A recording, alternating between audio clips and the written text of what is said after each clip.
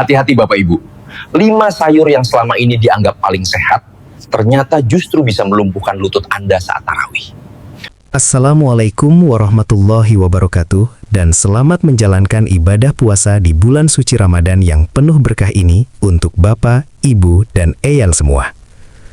Berpuasa di usia senja tentu membawa tantangan sekaligus kenikmatan spiritual yang luar biasa dibandingkan saat kita masih muda dulu.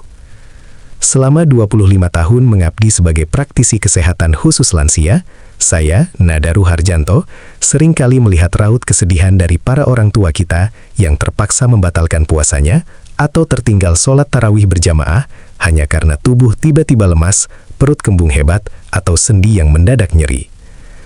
Padahal, harapan dan kerinduan terbesar kita di usia ini adalah bisa beribadah dengan tenang, nyaman, dan khusyuk tanpa harus terus-menerus dikalahkan oleh keluhan fisik yang sebenarnya bisa dicegah.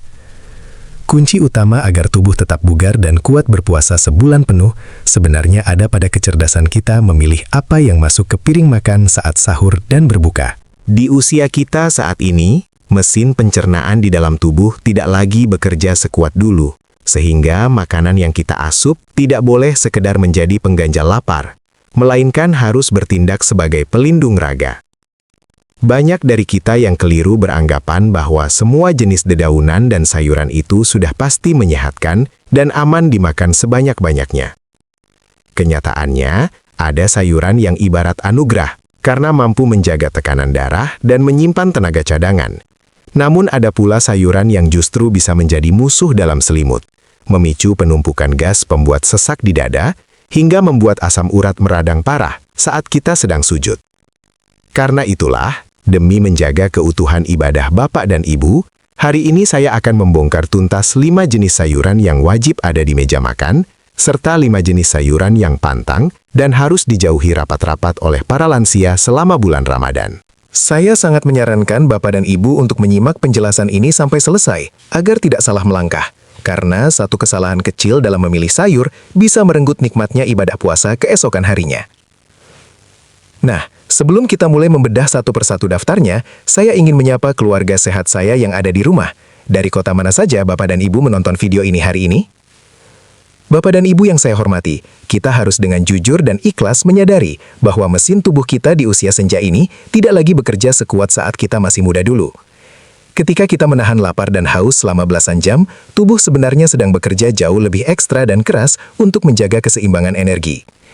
Jika di masa muda kita bisa menyantap hidangan sahur apa saja tanpa ada keluhan di siang harinya, kini ceritanya sudah berbeda. Perubahan pola makan dan jam istirahat sekecil apapun di bulan Ramadan akan langsung direspons oleh raga kita. Sistem pencernaan kita sudah melambat. Proses penyerapan sari makanan semakin menurun. Dan kemampuan organ seperti ginjal untuk menyaring zat sisa tak lagi secepat dulu. Itulah akar masalah mengapa rasa lemas, pandangan berkunang-kunang, atau sekadar rasa tidak nyaman di ulu hati seringkali datang menyapa lebih cepat di pertengahan hari.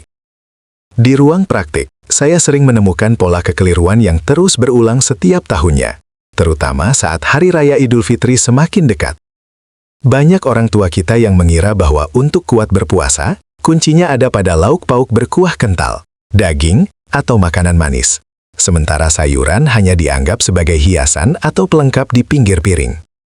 Padahal, bagi kita yang sudah menginjak usia emas, fungsi sayuran sudah jauh berubah tingkatannya. Sayuran bukan lagi sekadar serat pembantu rutinitas buang air besar ke belakang. Bagi tubuh lansia, sayuran hijau dan segar adalah obat pelindung alami yang secara aktif bekerja mendinginkan lambung, menahan lonjakan gula darah agar tidak meroket usai kita berbuka dengan yang manis-manis, serta menjadi tameng yang mengunci kolesterol jahat di dalam darah kita. Namun, ibarat memilih kawan seperjalanan yang setia, kita harus sangat berhati-hati, karena tidak semua sayuran di pasar itu bersahabat dengan kondisi tubuh kita saat ini. Kesalahan dalam memilih jenis sayur, terutama yang diam-diam menyimpan gas tinggi atau tumpukan purin, justru sama saja dengan memasang bom waktu di dalam tubuh. Niat hati ingin makan sayur agar sehat dan kuat berdiri saat tarawih, yang terjadi justru kita terbaring lemah menahan perut yang membengkak begah atau meringis menahan siksaan nyeri sendi asam urat yang mendadak menyelang lutut. Karena itu, pemahaman tentang mana sayur kawan dan mana sayur lawan ini menjadi sangat genting, agar Bapak dan Ibu tidak lagi salah pilih menu sahur dan berbuka demi menjaga kekhusyukan ibadah di bulan yang suci ini. Bapak dan Ibu lansia yang saya cintai, dalam perjalanan 25 tahun saya mengabdi di dunia kesehatan lansia, saya melihat tantangan besar yang dihadapi tubuh kita saat berpuasa, terutama dalam menjaga keseimbangan cairan.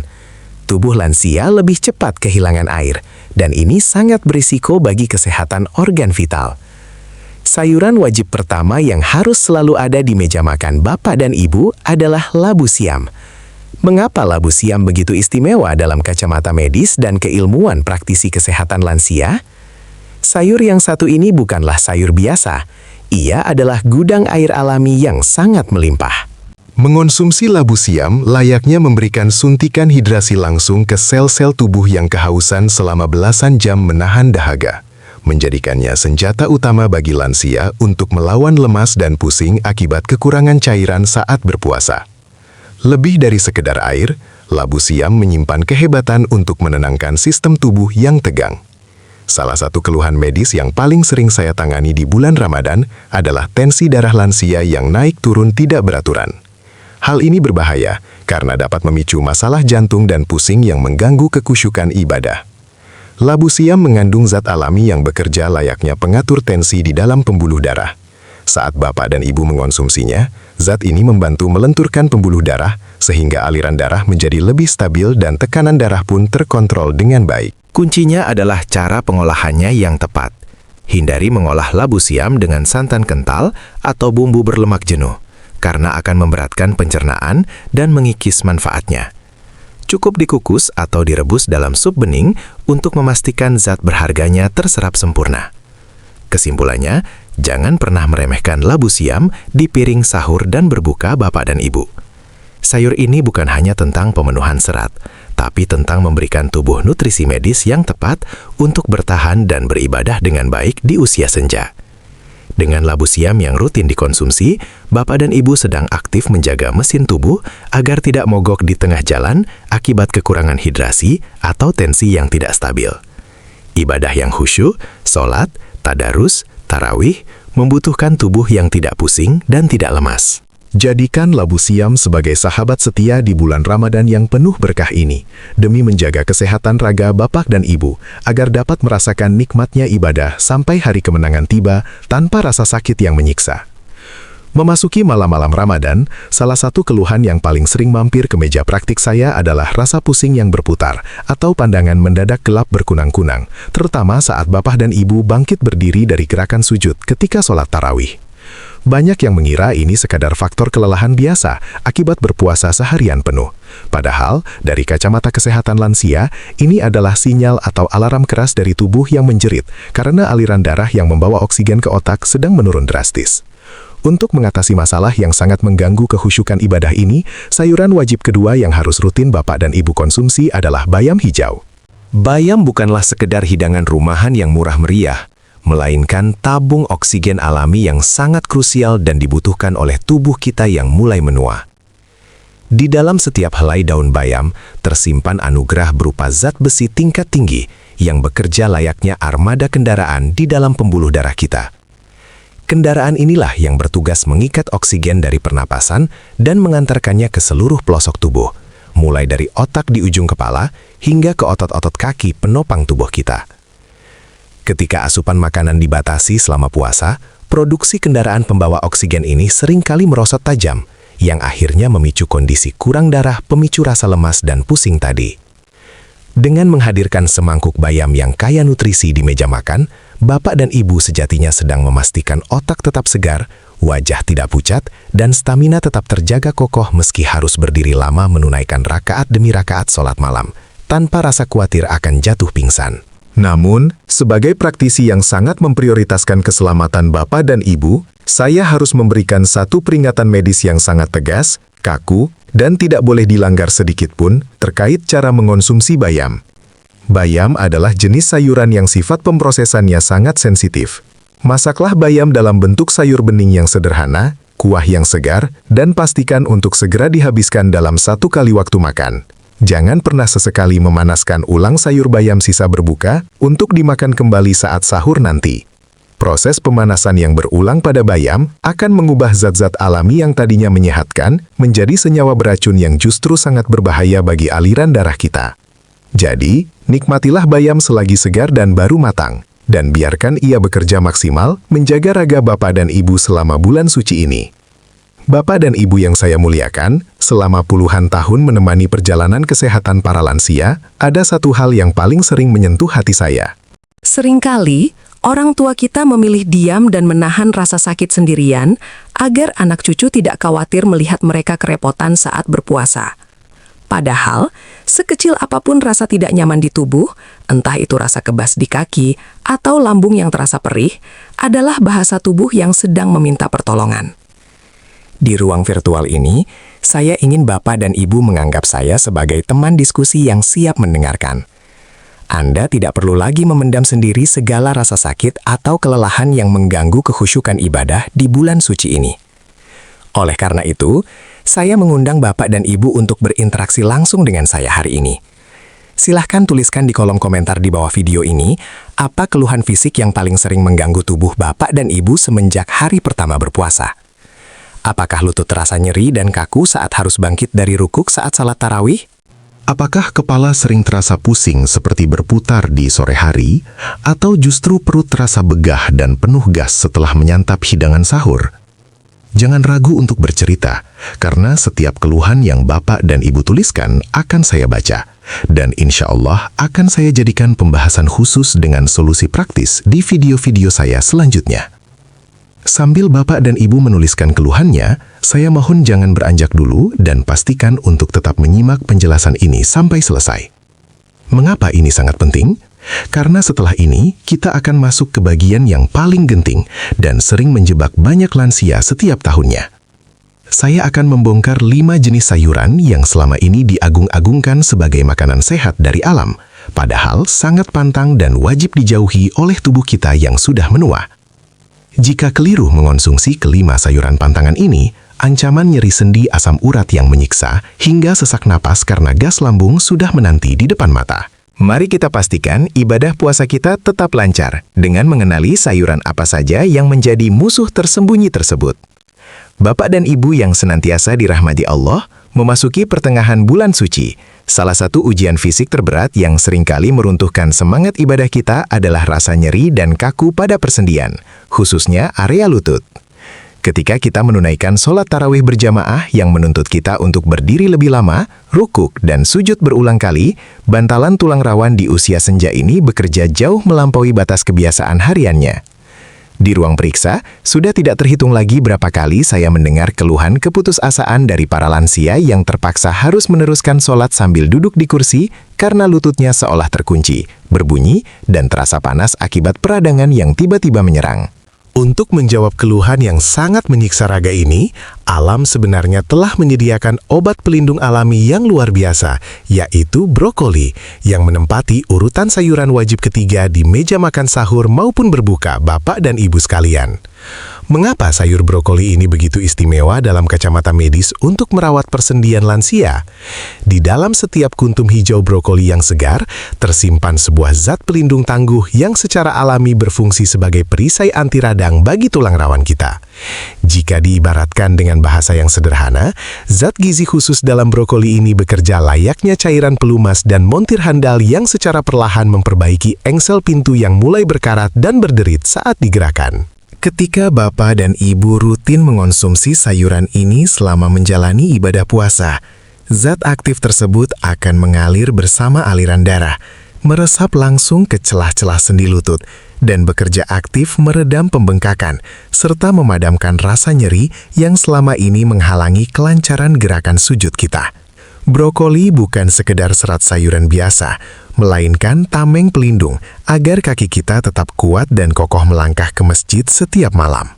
Namun, ada satu aturan medis dan cara pengolahan yang sangat krusial jika Bapak dan Ibu ingin mendapatkan khasiat penyembuh yang utuh dari brokoli ini. Sebagai praktisi yang sangat peduli pada nutrisi Bapak dan Ibu, saya sangat mewanti-wanti agar jangan pernah merebus brokoli terlalu lama, apalagi sampai warnanya berubah menjadi hijau kekuningan pucat dan teksturnya hancur saat digigit. Merebusnya terlalu lama di dalam genangan air mendidih hanya akan membuang dan mematikan zat pelindung sendi yang sangat berharga tersebut secara sia-sia. Cara yang paling tepat dan sangat saya anjurkan adalah dengan mengukusnya saja di atas uap air mendidih. Cukup diamkan selama maksimal 5 menit hingga warnanya berubah menjadi hijau terang memikat dan teksturnya sedikit renyah, namun tetap sangat bersahabat untuk dikunyah. Dengan cara pengolahan sederhana inilah, brokoli akan menjaga keutuhannya dan menjelma menjadi sekutu terbaik bagi kekuatan lutut Bapak dan Ibu menyambut hari kemenangan. Bapak dan Ibu yang senantiasa bersemangat, melengkapi daftar pahlawan kesehatan di meja makan kita, mari kita beralih pada 2 jenis sayuran wajib keempat dan kelima yang seringkali dipandang sebelah mata, yaitu wortel dan terong. Di bulan Ramadan yang mulia ini, salah satu target ibadah utama kita tentu saja adalah memperbanyak tadarus Al-Quran. Namun, saya sering mendengar curahan hati dari para pasien lansia di ruang praktek yang merasa sedih karena pandangan mata yang mulai kabur, berbayang, atau mudah lelah saat menatap lembaran mushaf terlalu lama. Untuk merawat fungsi penglihatan ini, wortel adalah jawaban medis yang paling bersahabat. Warna jingga cerah pada wortel bukanlah sekadar pigmen biasa, melainkan penanda bahwa sayuran ini menyimpan tabungan antioksidan pelindung saraf mata yang sangat berlimpah. Mengonsumsi wortel ibarat memberikan kacamata pelindung dari dalam tubuh, merawat kejernihan penglihatan, dan memastikan Bapak dan Ibu tetap nyaman melantunkan ayat suci tanpa harus sering memejamkan mata karena perih atau buram. Bersanding dengan wortel, sayuran wajib kelima yang harus Bapak dan Ibu jadikan menu andalan adalah terong ungu. Banyak orang tua yang membatasi konsumsi terong karena berbagai mitos yang kurang tepat. Padahal, dalam kacamata kesehatan lansia, kulit ungu gelap pada terong adalah anugerah nutrisi yang sangat luar biasa untuk merawat kebersihan pembuluh darah jantung. Seiring bertambahnya usia, pembuluh darah kita ibarat selang air yang mulai kehilangan kelenturannya dan rentan kaku akibat tumpukan lemak dari hidangan berbuka yang kadang kurang terkontrol. Nah, zat gizi khusus yang tersembunyi di balik warna ungu terong ini bekerja secara aktif menyapu kerak-kerak di dinding pembuluh darah, menjaga sirkulasi tetap lancar, dan secara langsung melindungi jantung Bapak dan Ibu dari beban kerja yang terlampau berat selama berpuasa. Semangkuk olahan terong di meja makan adalah wujud ikhtiar nyata untuk menjaga detak jantung tetap stabil dan napas tetap lega saat kita menunaikan ibadah malam. Namun, satu rahasia medis yang wajib Bapak dan Ibu terapkan adalah ketepatan cara mengolah kedua sayuran hebat ini agar khasiatnya tidak terbuang sia-sia ke saluran pembuangan. Vitamin penyembuh di dalam wortel dan pelindung jantung di dalam terong memiliki sifat yang sangat unik. Mereka hanya bisa ditarik dan diserap oleh usus lansia jika ada sedikit bantuan dari lemak baik. Oleh karena itu, saya sangat menganjurkan Bapak dan Ibu untuk menumis perlahan irisan wortel dan terong menggunakan sedikit saja minyak zaitun atau minyak kelapa murni sebagai alternatifnya. Sentuhan minyak sehat ini akan bertindak sebagai kendaraan pengantar nutrisi, memastikan seluruh kebaikan sayuran tersebut langsung masuk menembus aliran darah dan sampai ke sel-sel mata serta jantung secara utuh. Hindari kebiasaan menggoreng terong hingga berendam minyak jenuh, karena hal itu justru akan merusak kebaikannya dan mengubah sayur pelindung ini menjadi ancaman kolesterol bagi tubuh kita yang berharga. Bapak dan Ibu yang saya muliakan, sekarang kita memasuki bagian yang paling krusial dan butuh perhatian ekstra. Setelah seharian penuh lambung kita dibiarkan beristirahat tanpa asupan cairan dan makanan, dinding lambung di usia senja menjadi sangat sensitif dan rentan terhadap kejutan. Seringkali, saat waktu berbuka puasa tiba, godaan menyantap hidangan hangat berkuah seperti semangkuk bakso yang gurih atau mie godok terasa begitu menggiurkan. Namun, di balik kelezatan hidangan tersebut, seringkali terselip 2 jenis sayuran yang justru menjadi musuh bebuyutan bagi lambung lansia, yaitu kubis atau kol, serta sawi putih. Di meja praktek, saya sering menjumpai pasien lansia yang mengeluh dada terasa tertekan hebat dan sesak napas setelah pulang dari tarawih. Padahal setelah diperiksa, pemicunya sama sekali bukan masalah jantung, melainkan murni karena kesalahan mengonsumsi kedua sayuran pantangan ini saat perut baru saja diisi. Secara medis, alasan utama mengapa kol dan sawi putih wajib dijauhi oleh lansia selama bulan Ramadan adalah karena keduanya menyimpan potensi produksi gas yang sangat agresif.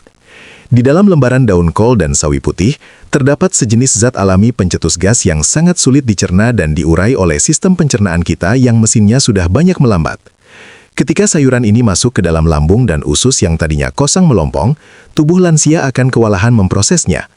Kegagalan proses cerna inilah yang kemudian memproduksi gelembung-gelembung gas jahat dalam jumlah masif di dalam perut. Akibatnya, perut bapak dan ibu akan mendadak terasa begah, keras, kembung hebat, dan gas yang terperangkap ini akan mendesak sekat rongga dada ke atas, membuat tarikan napas terasa pendek, berat, dan sangat menyiksa. Tentu saja, kondisi perut yang meradang karena kembung dan napas yang terengah-engah ini akan sangat menghancurkan kenyamanan ibadah bapak dan ibu sekalian. Bayangkan saja, bagaimana kita bisa khusyuk melantunkan bacaan sholat atau ruku dengan tenang jika perut terasa ditusuk-tusuk dari dalam karena angin yang tidak bisa keluar. Oleh karena itu, sebagai bentuk ikhtiar tegas menjaga kesehatan raga demi kelancaran ibadah, saya sangat menyarankan agar bapak dan ibu mencoret sepenuhnya kol dan sawi putih dari piring makan sahur dan berbuka. Jangan tergiur oleh teksturnya yang renyah sebagai pelengkap makanan. Hindari sepenuhnya agar malam-malam Ramadan yang penuh ampunan ini bisa dilewati dengan tubuh yang ringan, pencernaan yang tenang, dan napas yang lega tanpa rintihan menahan sakit lambung.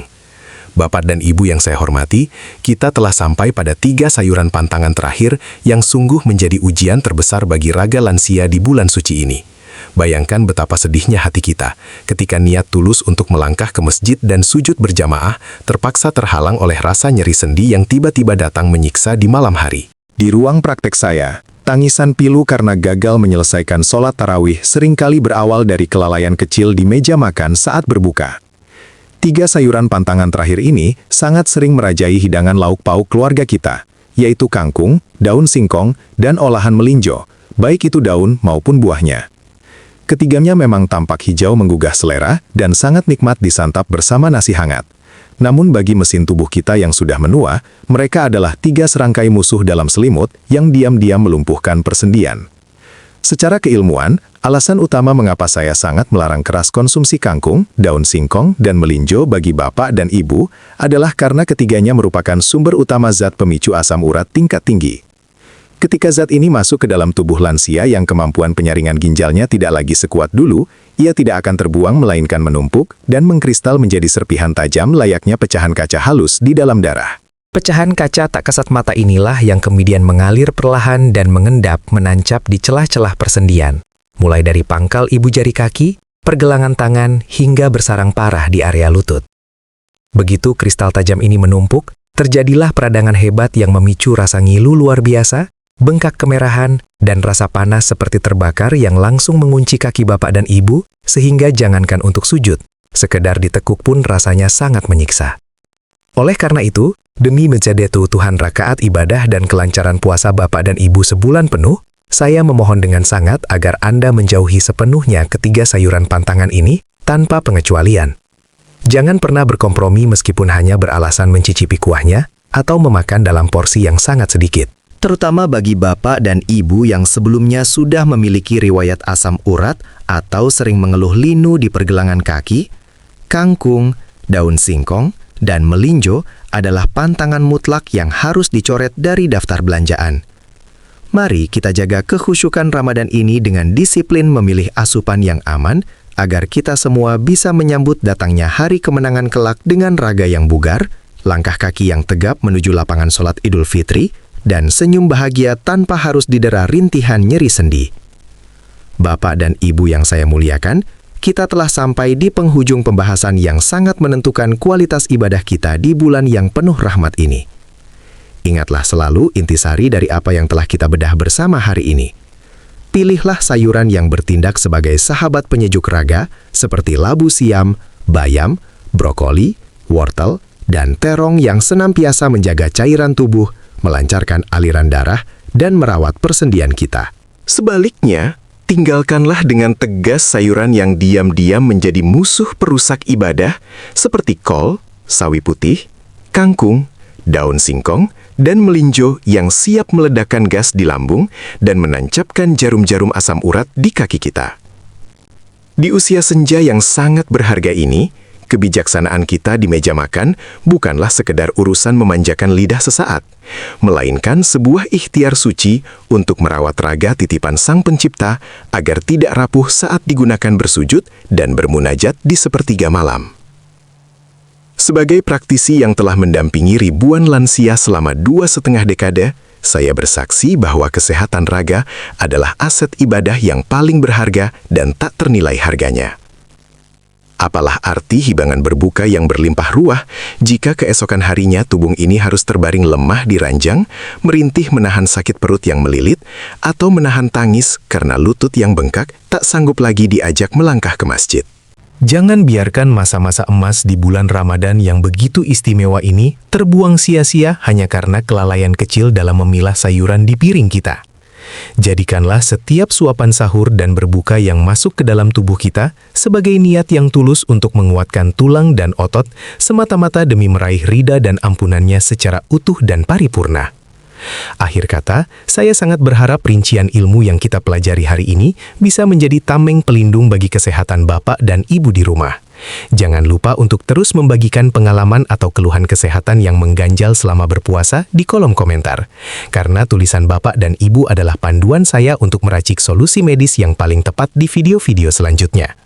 Saya, Daru Harjanto, pamit undur diri dari hadapan Anda. Mari kita jemput dan peluk erat setiap detik keberkahan Ramadan ini dengan raga yang prima, jiwa yang tenang, dan langkah kaki yang ringan.